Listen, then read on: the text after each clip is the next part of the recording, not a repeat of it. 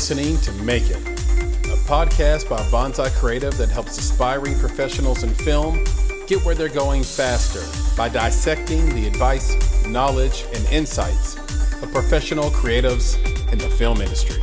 I'm your host, Chris Barkley.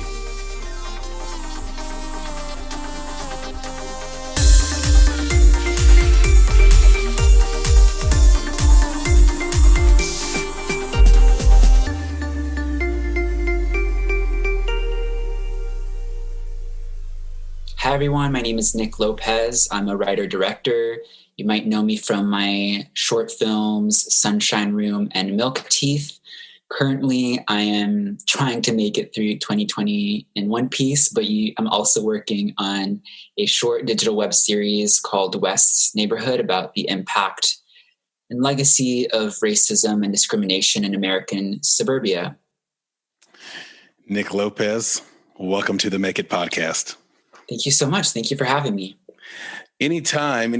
And I want to give the audience a little bit more background on you. And I'm going to read a little bit from a bio here. Of course, this is from the internet, so you can always tell me if this is incorrect or something needs to be clarified. Nick Lopez is a Colombian-American writer and director. Nick was born in Bogota, Colombia, and grew up in São Paulo, Brazil, and Fort Lauderdale, Florida, and recently graduated from the University of Southern California in Los Angeles with a BFA in film and TV production and a summa cum laude distinction. Quite impressive indeed. I want to start with a little quote of yours that I saw on social media, and it says, "I'm not here to make friends. I'm here to become America's top model." What is that all about? 100%. I am a lover of reality TV, and oftentimes when you're talking to, I don't want to say pretentious because they're not pretentious, but really serious film people or cinephiles, and they ask you what you're watching, there's an expectation that you're keeping up with the entire bulk load of the abundant content that's coming out everywhere. And I don't have the bandwidth to do that. I find that my creative energy is often spent on my own work.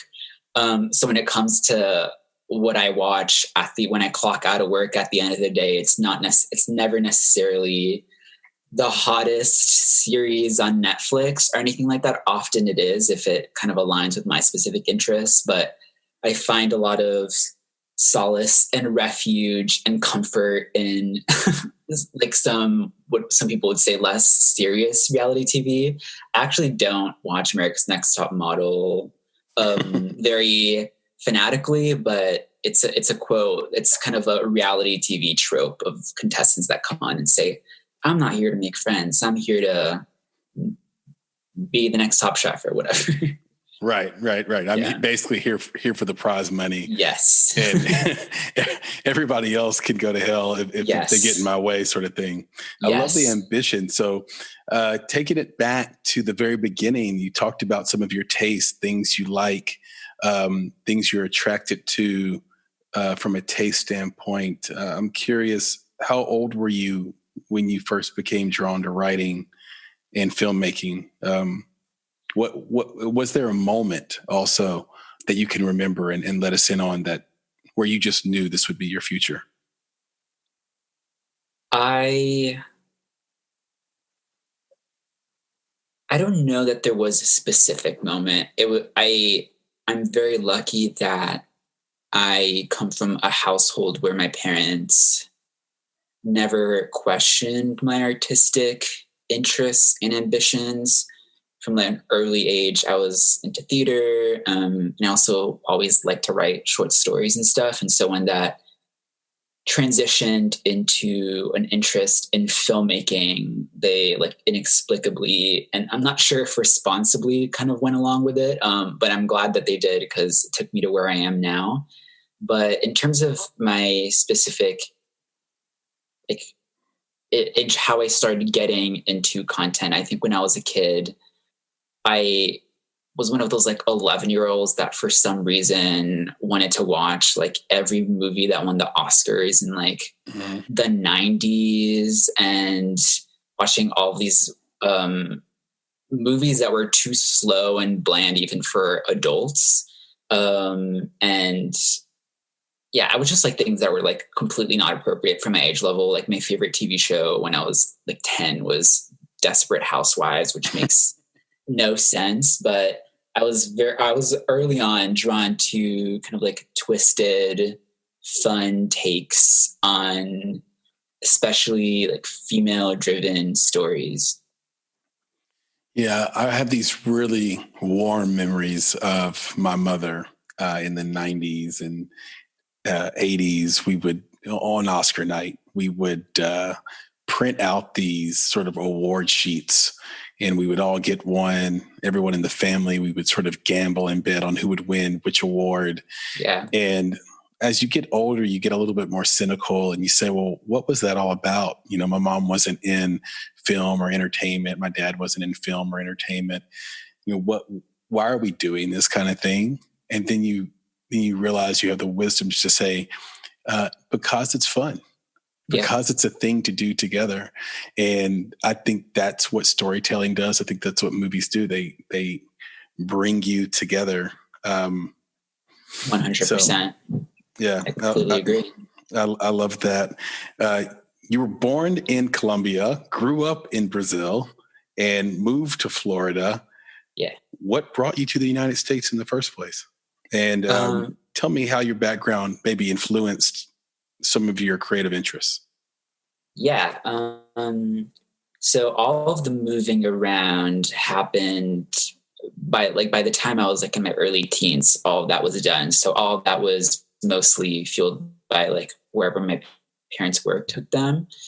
I was incredibly unhappy when I had to come to the United States, which is very ironic because in retrospect, I'm very thankful for that move and the opportunities that coming to the United States offered me. But when I was like 10 years old, I was quite attached to Latin American culture, which I still find today to be just more warm and open and less aggressively individualistic than the United States. Mm-hmm. But there's thinking back on how that shaped me. I think I understood a lot later that, well, I came out as a queer person when I was in like my mid-teens. Mm-hmm. And I didn't find out until much later that there were a lot of queer people in my family, and the family from both sides, from both my parents, my mom's side, my dad's side. I'd always known that we were filled with artists. So my parents were kind of the anomaly, but my extended family is filled with like painters and musicians, actors from the theater, circus performers, like a really vibrant set of artists. And it wasn't until kind of after I came out that I started realizing, either because different people in my family would tell me that a lot of these people were queer.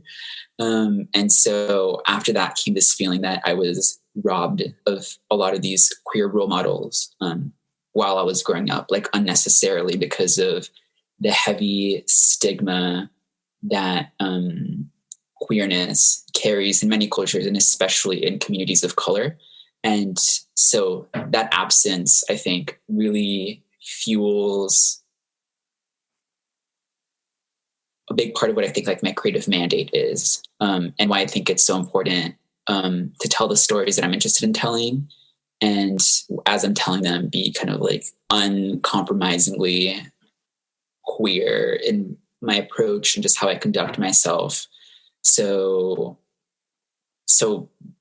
young queer artists now don't feel like they're creating in a vacuum, so that they feel like there's like a precedent to the space they want to occupy in whatever discipline they choose. Yeah, and you're very passionate about it. You're very outspoken, and make it well known that you are all about collaborating with women and queer artists, and you make these lush short films. By the way, these Thank really you. lush, beautiful looking short films. Many of almost all of them have an abundance of sort of female roles, Yeah. roles of people of color. What do you see as your primary challenge or challenges in the independent film world to promoting these narratives? I mean, and have you gotten support? Have you found support promoting your passion for these narratives? I mean, to be very honest about where I currently am, I'm still very early on in my journey as a filmmaker. So I just graduated from film school like 6 months ago or something like that. Yep. But within that scope of production and of pursuing those types of projects, what I kind of have bumped up against is, although I think higher education is right now the most powerful system of upward mobility that we have into the arts, specifically within an art like film production that is extremely expensive and is so governed by really strict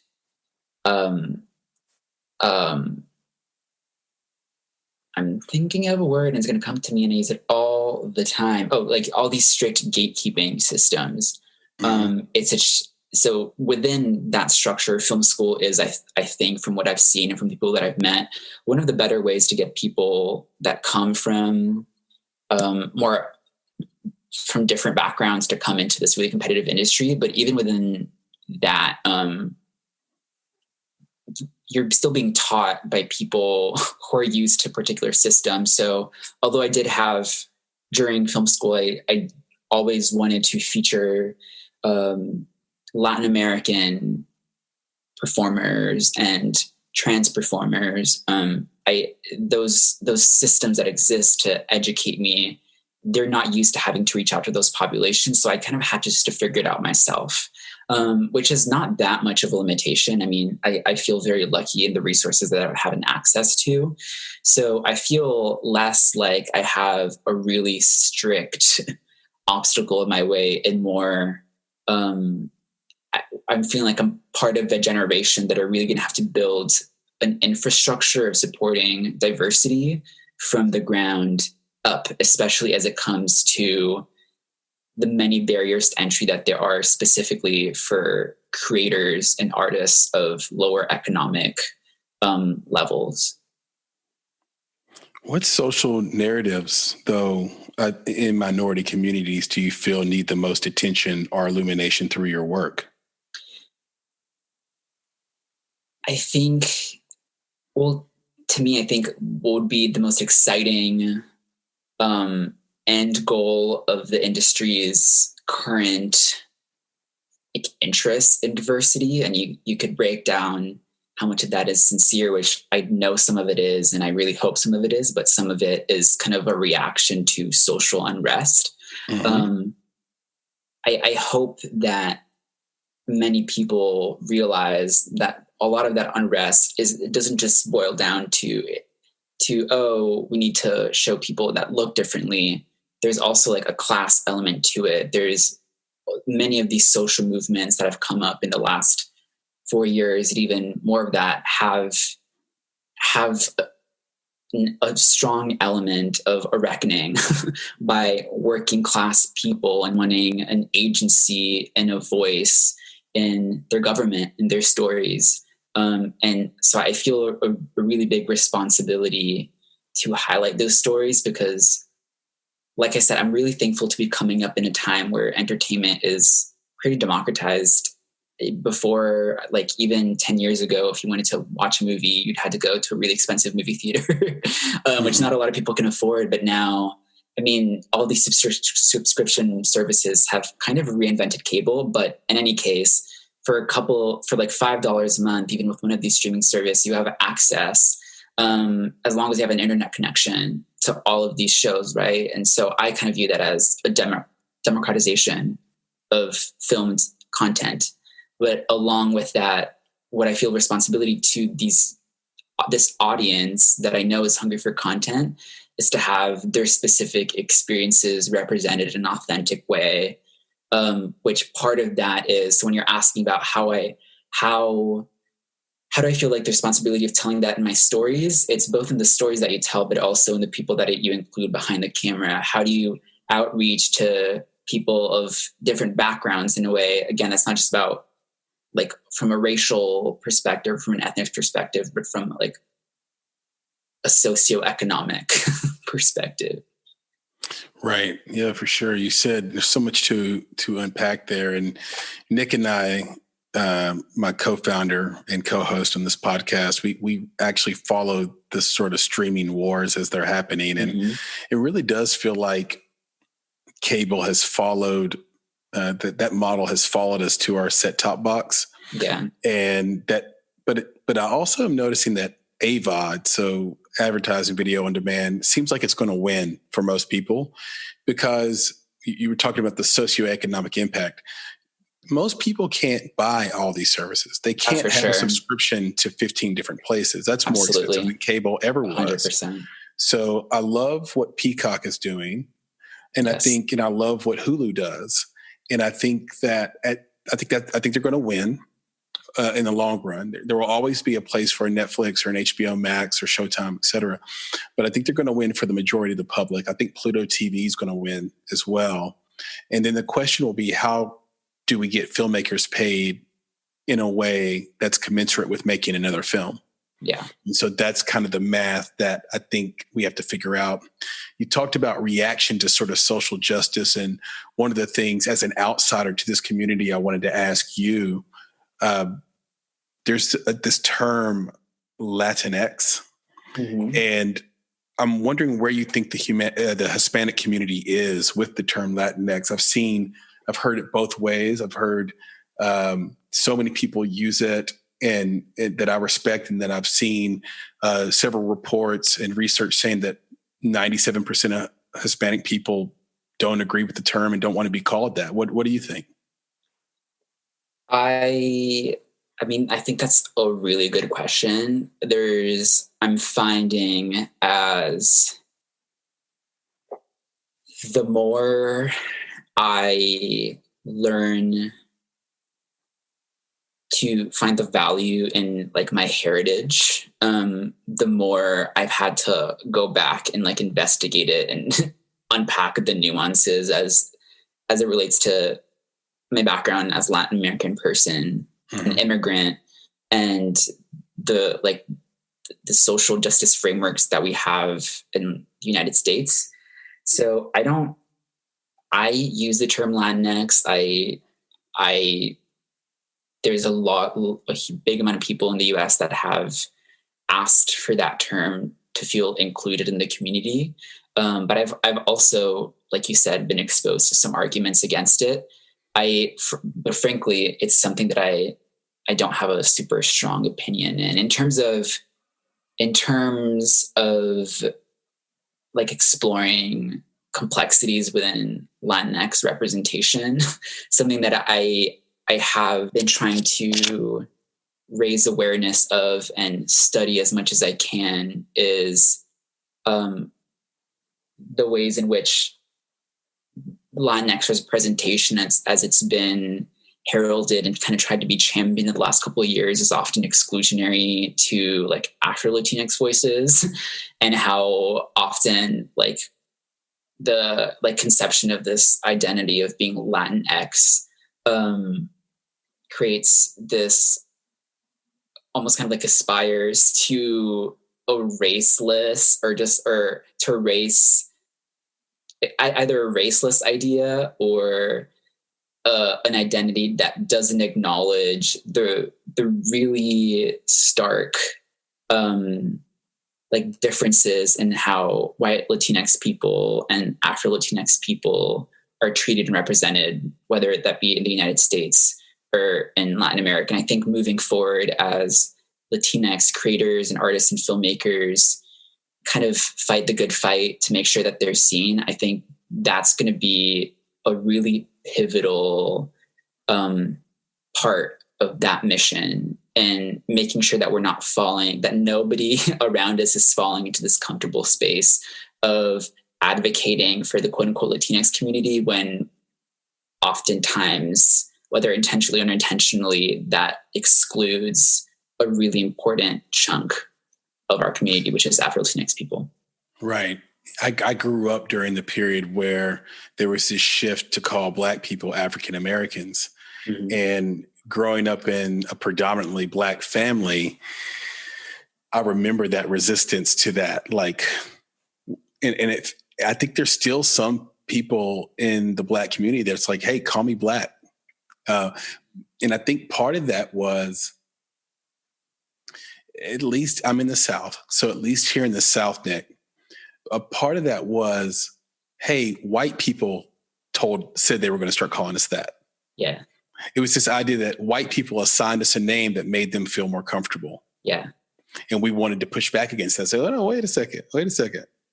You know, like let us at least come up with the name. But it is a long-term thing, Nick. Like over time, people get comfortable with it. And, you know, I would say the majority of people have no problem being called African American. So I think you're right. I think it's kind of a wait and see kind of thing.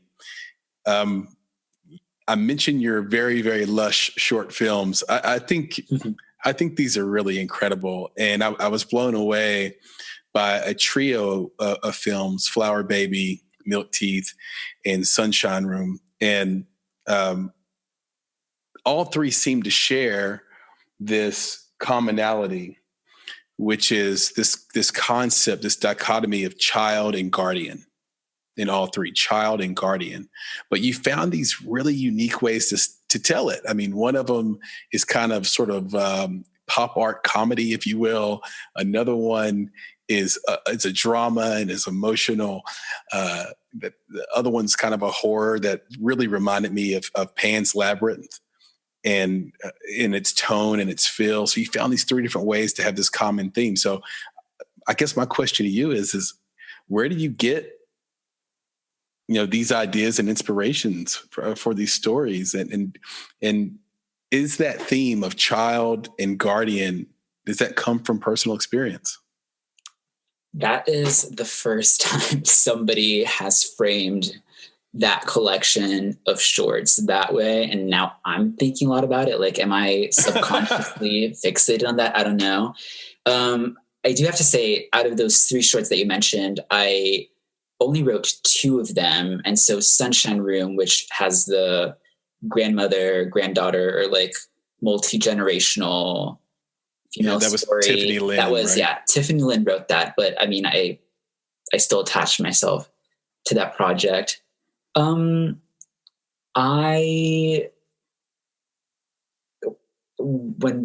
you take screenwriting classes, something that we're often advised against is to build a story with an emphasis on spectacle, because you can, like the theory is, you can focus too much on the bright, flashy thing, on the bright, flashy set piece, and leave like character to the side. But especially when crafting shorts, like a short form narrative, which is simpler to craft than like a long form script. Mm-hmm. When I come up with a short film concept, to answer your question of, oh, like, this is so lush, how do you come up with this? It does come out of me sitting down and thinking of a vibrant, instant hook that people will want to remember. And then I kind of sometimes build a story from the outside in versus from the inside out. But I think it also... Can I hop in right there? Yeah. I'm sorry. Will you break that down? There's so many people in this audience that love the didactic, and they're actually in film school now or trying to make their first film. When you say you approach it from the outside in versus the inside out, what do you mean?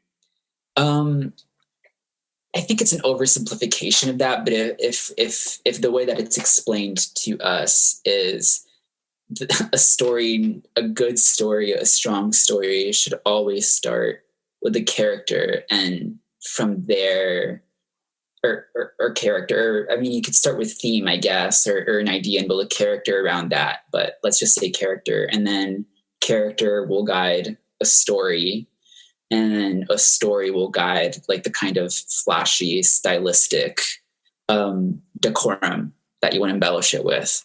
That's kind of I'm not saying this is like a universal agreed upon truth, but the way that's been taught to me a lot, I was always warned, start with character first and don't start with a spectacle, spectacle being the term of, like I said, fun, set piece like qualities of a story.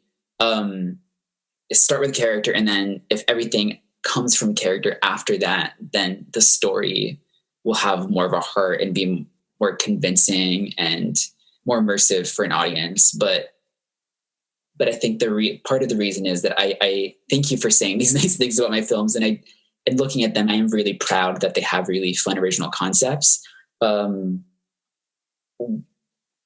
What I observe about my own process is I kind of shamelessly start with a flashy premise, mm-hmm. and then find a way to insert characters in it that are genuine and in a plot that is guided by character. But it often does start with, what is the spectacle going to be? What is the spectacle about the idea? So in that way, it's kind of like building it from the outside in instead of from the inside out. I really agree with that, because when I read a screenplay, even if there are no grammatical errors, which still happen more than I think any of us would like to admit, unfortunately, but when I read it, a lot of times I'm saying, okay, well, what is extraordinary about this? Is something going to happen in here in this story that is, let's put it like this, newsworthy? Like, why am I going to stop everything I was doing, everything that was on my mind, to keep reading this or keep watching this? Something unusual, some twist, or like you say, spectacle has to happen that really takes the story outside of what you would normally expect or read. It's a critical, I think, function of a great story, Nick. Thank you. I think I agree. I think it's especially true, like I said, with the overabundance of content that there is everywhere. Mm-hmm. How do you get your concept or your movie poster or your teaser trailer to stand out in a Twitter feed? And especially when it comes to short form content, like a short film, which mostly is a vehicle to get a filmmaker or some talent attached into a bigger project. How do you make something that's 10 minutes long stand out? And I personally am drawn to short films that do have a really memorable hook versus an interesting dramatic scene that's 13 minutes long and might showcase some really excellent craft, but that's less likely to stick for general audiences. Well, I think the audiences agree with that take. I mean, you've won so many awards with these mm-hmm. short films, and I'd love to see Milk Teeth as a feature film. I think with exposition on the front end of The Orphan, you could get through Act 1, and he could make this discovery sometime in Act 2 and go on this journey. But hopefully that's down the line. What you're working on right now is West's Neighborhood. Yeah. And this is interesting. So this is a web series that's going to explore the history of racism and discrimination in American suburbia. And that word suburbia really sticks out to me quite a bit. So what do you see as the distinctive issues of suburban racism versus, just racism as we kind of commonly know it, and how do you plan to explore that in this new series? So I'll start with the last part of your question and build my way up to the first part of the question. The series started with, I teamed up with a teacher at my local high school in my hometown, in Florida who was being very vocal in May after the murder of George Floyd and the subsequent protests around racial injustice and police brutality around the world. During that time, she was being very vocal locally. And although the area that we live in is assumed to be liberal, because it is a densely immigrant community, so logic would assume that this is a liberal area, but there was a huge backlash against her, and she received a lot of harassment just simply for mostly supporting her Black students as they voiced their experience as Black people in a suburb. And so in kind of recognizing the importance and value of this teacher's message, of Miss West's message, and of supporting this general population of people, specifically in my hometown, that felt unheard, I teamed up with her and pitched a bunch of different concepts. And what we landed on was a 5-episode web series, like an educational web series. That were kind of, the way I kind of explain it is a mix between like an informational educational series or like a TED Talk, a mix between the two of them, but done in a engaging, stylized way.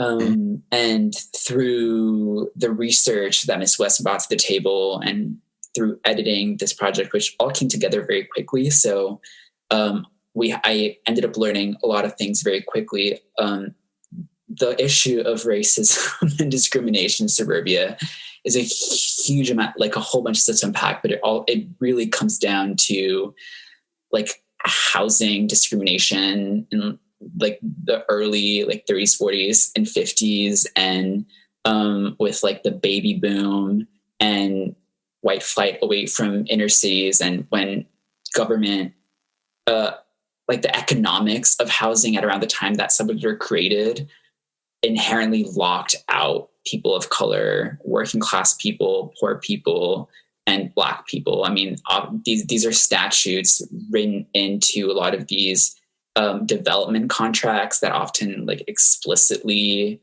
forbid people to sell houses to Black families. Right. And so, I mean, kind of much like various iterations of racism and white supremacy, it kind of takes different shapes from there. So a lot of these clauses aren't necessarily like explicitly baked into some of these guidelines anymore, but the generational wealth gap that was created since then, from when white families were able to buy homes and their values appreciated over decades, you have huge chunks of communities of color and Black communities that were locked out of that wealth creation. So that's like the broader historical origins of that. And Miss West can explain it to you with a much deeper detail and knowledge, and also personality. And in terms of like current experiences of, you asked, how is suburban racism different than typical racism? Right. I think it's all part of the same monster, right? And I think part of this project is uplifting. For me, the important part is uplifting a voice of a Black woman who's been in a suburb and letting her voice her experience of how this has affected her life, and why it's important that we uplift these voices in spaces that, again, people might think are liberal, but still hold a lot of racial oppression and racial silencing. Yeah, I mean, those are the stories that need to be told, but I think they're also, I'm interested to see this. I want to see if you're able to tell the story, and Miss West is able to tell the story in a new way and bring new light on it that doesn't feel like sort of a rehash of CNN coverage of something or national or PBS rather, coverage of something.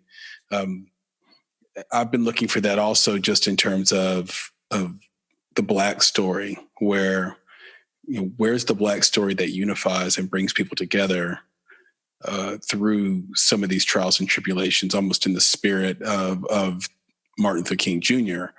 versus these Black stories that get told now that are used to sort of, or not used to, but have the potential to divide, right? Absolutely. So I'm looking forward to seeing that. I'm super excited for it. You talked about growing up in Fort Lauderdale. Yes. And then making that move, I guess, to California to go to school. You've been in a couple of places. You've had some professors. You said you're just out of film school. So I thought it'd be apropos to ask you, who is your mentor, if you have one, and how have they influenced your work? Oh, my mentor. I'm not going to go ahead and say I have a specific mentor because I don't, but the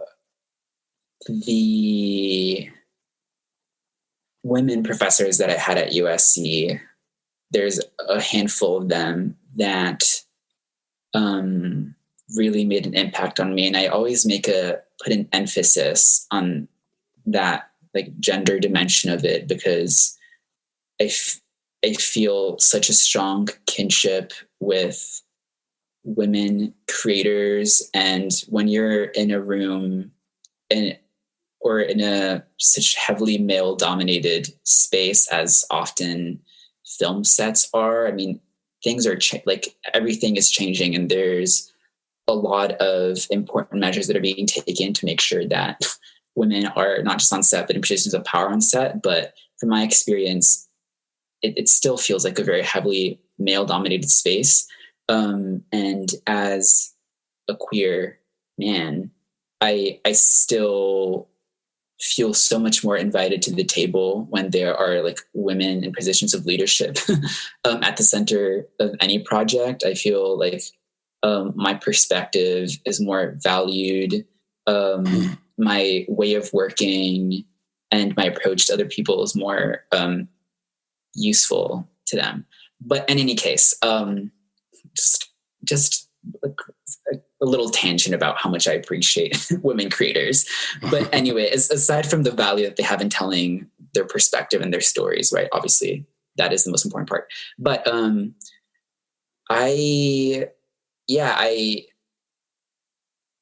trying to think if there's a specific mentor, but I think that's like my best way to answer that question. And the people that I met in film school, I think that's the main reason to go to film school. Your peers you do have a faculty that knows a lot and that teaches you a lot. But at least for me, my peers, people that I was making films with and that were learning with me, were my biggest teachers. Why I think filmmaking is so joyful is that it is such a collaborative effort. And so, as somebody who came into the arts via like theater primarily in high school, which is a very competitive, like individually driven, kind of jealous environment, I really learned what it really means to create something by leaning on others. So yeah, I don't have a specific mentor. I think kind of everyone that I've met along the way has been valuable in their own way to teaching me and showing me the ropes. Does that include your collaborator or co-collaborator, Tiffany Lynn? Oh, I love Tiffany. Tiffany's incredible. Yes. Shout out to Tiffany Lynn. She's a woman of many trades, like a Renaissance artist of animator, production designer, director, editor, writer. Tiffany wears a lot of different hats, and it was such a joy to work with her on Sunshine Room. Yeah, she really is quite creative. I mean, just going through, it seems like she can make anything, draw anything. Is humorous, can be sad, can be sexy. Loves Guy Fieri, loves IKEA. So yeah. who wouldn't love a person like that? I do want to go back to what you said, though, about the best thing about going to film school, because I think for a lot of filmmakers, that's the ultimate question, to go to film school or not to go to film school. Yeah. So what advice would you give? Is it should filmmakers go to film school? Is it necessary or not necessary? The age-old question. It's like the question that every book for young filmmakers like opens with. I think it's very circumstantial. I think the answer is you don't need it. And I think anyone who like Googles this question will like quickly find an opinion. I think it's true. You absolutely don't need it. People from all walks of life stumble into film or hustle their way into film, and way more than half people that I know that I've met in the industry like did not go to film school. So there's that. Like I said, I think as somebody who came from a space where I didn't know anybody in the industry, going to film school was very helpful because it exposed me to those connections that were very crucial for me to be able to create the products that I did. I think in general, with higher education, I would really encourage anybody that's interested in studying anything, specifically film, to avoid paying inordinate amounts of money to go to film school. The film school that I went to had a big price tag on it, and thankfully I had some like scholarships that made me go. And even if I had to take out like mighty loans, I think it would have paid off because USC is a really well-known school, and it carries a lot of weight in the industry. But in general, I would say I would not advise people to go deeply into debt, because especially as an artist, I think financial freedom is such an asset. And if you have financial freedom to create with flexibility, that is such almost like a luxury that I encourage people to like afford themselves.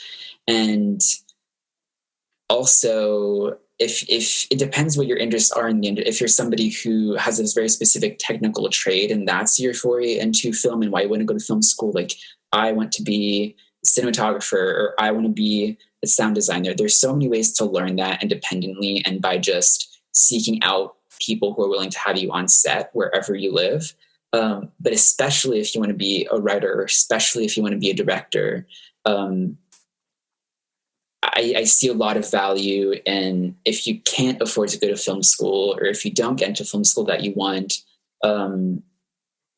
giving yourself time to mature and accrue some life experience and build a little bit more depth into your character. I know that everyone who graduates from high school like is convinced that they are ready to take on the world, and that spirit and that like irreverence and that like go-getter attitude is definitely beneficial.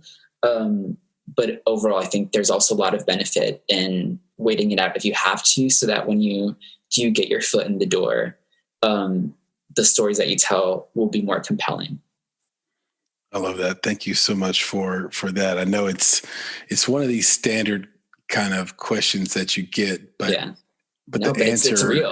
It's real, and the answer is always so varied every time we ask it. So, I think it is complex. Speaking of complexity, segue man here. Yeah. Which creatives do you most admire and want to emulate, and what do they do from a technical or skill standpoint that makes their work stand apart? I mean, you caught one of the big ones in Milk Teeth, which is Guillermo del Toro. I am a big horror and fantasy fan. I think Pan's Labyrinth is like one of the most perfect 2 hours that you can experience on this planet. I think the way that he, and also that approach to filmmaking that embraces practical effects, and like a traditional way of making movies, really reads on screen very powerfully. And I've always been very inspired about how that film specifically introduced international audiences and American audiences to Latin American magical realism. I mean, Pan's Labyrinth is not set in Latin America, but Guillermo del Toro is Mexican, and I do see a lot of that influence in that film. So from a craft perspective, I would have to say he's definitely my biggest inspiration. But like technique or craft aside, I really have to admire what Ryan Murphy has done specifically with the series Pose, in terms of, here's a creator who has had so much success, and has had like a career that could afford him to do anything. And with this one series, he like set a new standard and a new kind of beacon of hope for people, for a community that was really waiting to be included in like a major way. And that series, the series itself blew me away, but specifically at that time to kind of categorically say, this is going to be a show on a major TV network that we're going to hire actual trans performers and trans writers and trans directors, trans people of color to star in it. I mean, it's hard to like overstate how important that was, and how the impact that that's going to have moving forward. And so it's kind of those like inherent structural breaking from the norm. That is something that is like the type of filmmaking and the type of like spirit behind the filmmaking that I think I'm always going to aspire to. Yeah, I love that. And I love both of those nominations. If you had 1 month to teach someone how to be a director from your vantage point now, someone just brand new, or maybe it's a 14-year-old kid that just watched Milk Teeth, and you know, they can't go to film school, they got to go to you, and you had 1 month to teach them just how to be a credible sort of a functioning director, what would be the first 3 things you would teach them? Oh my goodness. Wow, this is a hard teaching assignment, but let's think about it. So if we're literally talking like a 14-year-old, this is the first movie. I mean, this is not the same thing as outlining the handful of most important things about making film at a professional level. But young kid, first time grabbing a camera, a big part of the way that I learned how to tell a good story is through limitations. So while I'm at first tempted to give this kid all of the equipment that they need, it would probably be giving them like one really good camera, but no other really fancy equipment, and putting in a really strict set of parameters. So tell whatever story you want, but it cannot have dialogue, or it has to be in the dark, something wild like that. Because I think with limitations, people really learn how creative they are. I think that'd be one thing that I think is important, to not throw somebody who's new with every possible resource, especially a young student, so they can learn from the inside out. The second thing, I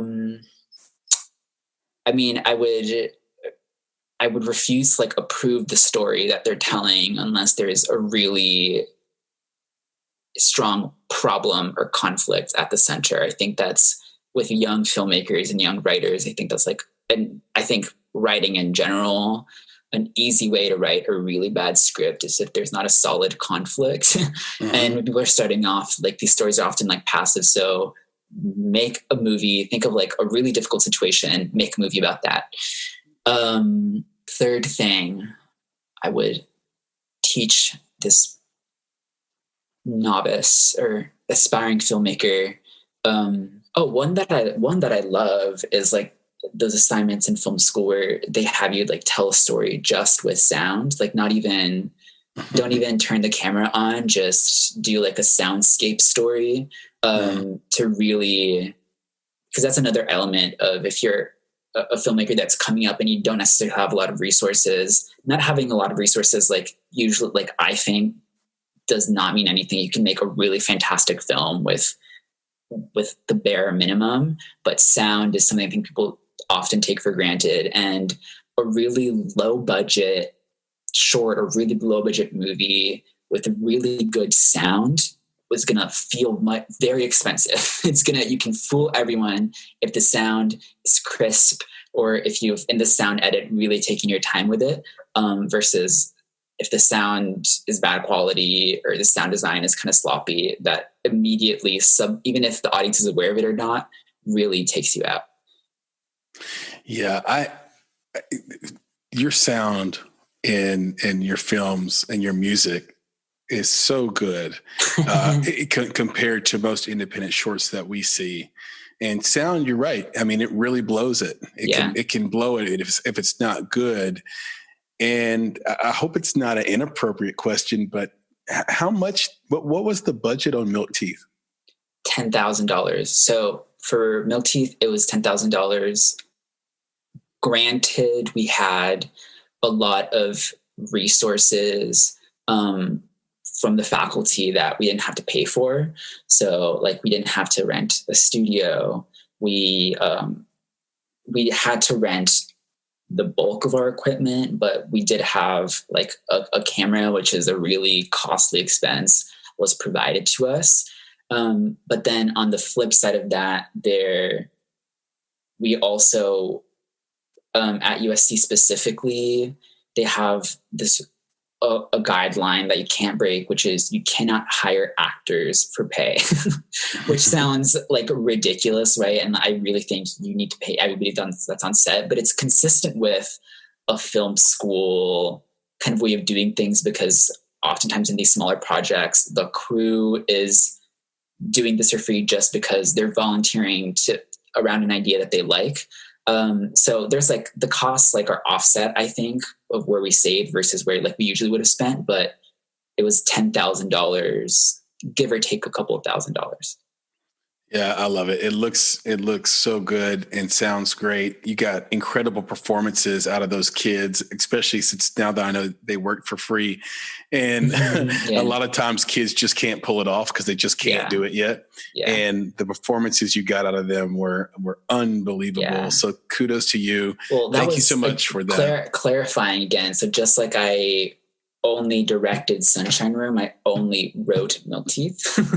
Oh, got it. It was part of a class where I made them both in the same class, and you weren't allowed to write and direct the same project, which is why I ended up doing two. But Felipe Vargas, who is a really talented director, I agree, did a wonderful job with those performances. Let him know. Yeah. Kudos to him. And would, I mean, just, I hope he gets to listen to this and hear the compliments on it. I hope Tiffany gets to listen as well. I think the jelly or the peanut butter, whichever one you want to be to that sandwich is all, it seems to be you. So wherever these good projects turn up, there's Nick Lopez behind it. So, thank you. This has been so much fun, Nick. This has been just a blast hearing your perspectives. Tell everybody where they can find you on social media and on the internet. Yeah. My website is nicklopezfilms.com.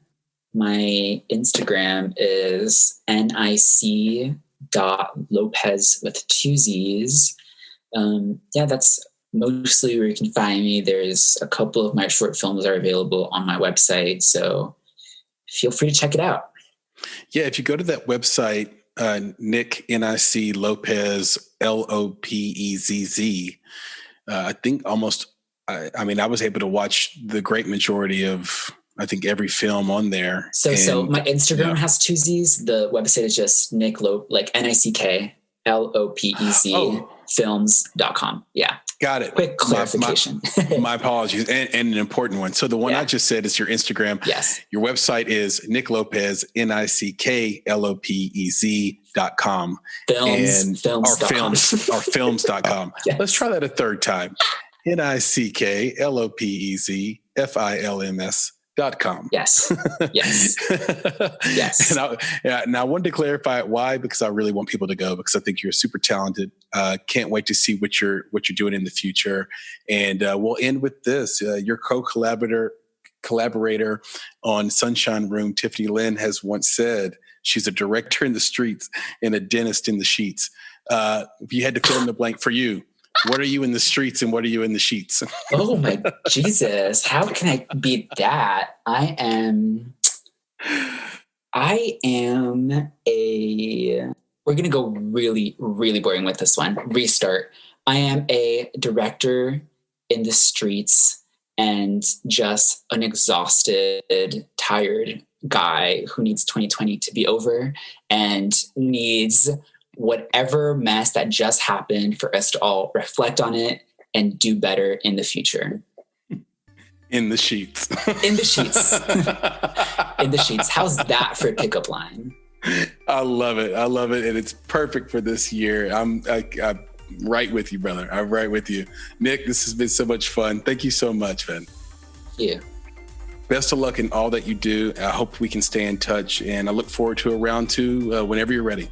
Absolutely. Yeah, absolutely. Thank you so much for having me on. I hope you have a great rest of your year, and I'm looking forward to the content that y'all keep churning out. We'll keep doing our best to lift up this community. I know you'll do the same. Thank you. All right, Nick. Be good. Bye. Bye. You've been listening to the Make It podcast.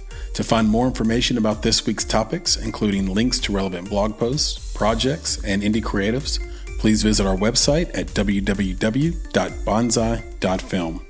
If you haven't already, you can join our podcast community on Apple Podcasts or the podcast app of your choice by searching for Make It Bonsai Creative, and the show will pop right up. You can follow us on Instagram and Twitter at _Bonsai Creative and Facebook by searching for Bonsai Creative. And of course, if you're looking to take a big step towards your filmmaking success, go to www.bonsai.film and click on Book Us to schedule a free discovery meeting and needs assessment. You have everything to gain. Until next time, be better, be creative, be engaged, and thank you for listening.